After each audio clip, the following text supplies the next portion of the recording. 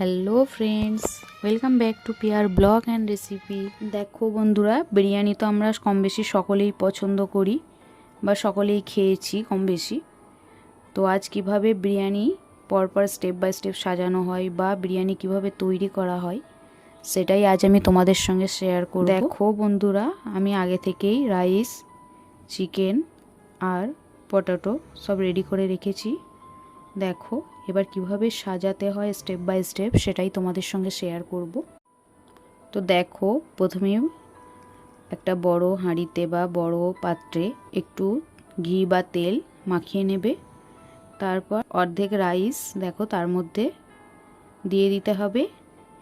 দিয়ে এবার উপরে দেখো তার উপরে ছড়াতে হবে অল্প একটু পেঁয়াজ। আমি আগে থেকেই ভেজে রেখেছিলাম লাল লাল করে। দেখো ছড়িয়ে দিচ্ছি সেই পেঁয়াজ ভাজা, আর অল্প একটু ঘি, একটু তেল, আর দেখো হালকা করে ছড়িয়ে দিচ্ছি অল্প একটু গরম মশলা পাউডার। দেখো আর দিয়ে দিচ্ছি অল্প একটু দুধ। এটা পাউডার দুধও তোমরা ব্যবহার করতে পারো অথবা লিকুইড দুধ, যেটা পছন্দ করবে। দেখো উপর থেকে ছড়িয়ে দিচ্ছি। এরপর দেখো এর মধ্যে অ্যাড করছি আগে থেকে রেডি করে রাখা আলু। দেখো এইভাবে একসঙ্গে দিয়ে একটু ভালো করে বিছিয়ে নিচ্ছি, দেখো চাড়িয়ে নিচ্ছি এদিক ওদিক করে। এরপর আমি এর মধ্যে দিয়ে দেব চিকেনের পিস। দেখো উপরেই দেখতে পাচ্ছ প্রথমে লেগ পিস। তো এবার একে একে মাংসের পিসগুলো এর মধ্যে ছড়িয়ে দিলাম।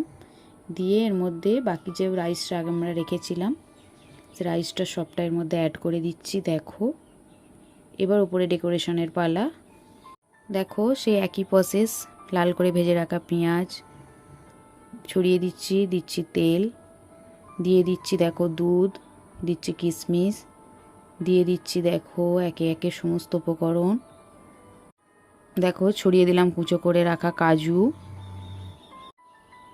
দেখো দিয়ে দিচ্ছি অল্প একটু চিনি, যে যেরকম মিষ্টি পছন্দ করো সে সেভাবে দেবে। আমরা অল্প পছন্দ করি তাই অল্প একটু চিনি ছড়িয়ে দিলাম। দিয়ে দিচ্ছি গরম মশলা পাউডার।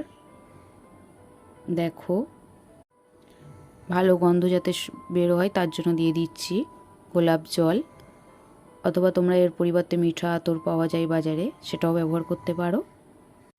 তাছাড়া রোজ ওয়াটার বললেও দেবে, বাজারে পাওয়া যায়, তোমরা এটা ব্যবহার করতে পারো। দিয়ে দিচ্ছি ঘি, দেখো যাতে গন্ধটা আরও সুন্দর হয় এবং খেতেও সুস্বাদু হবে।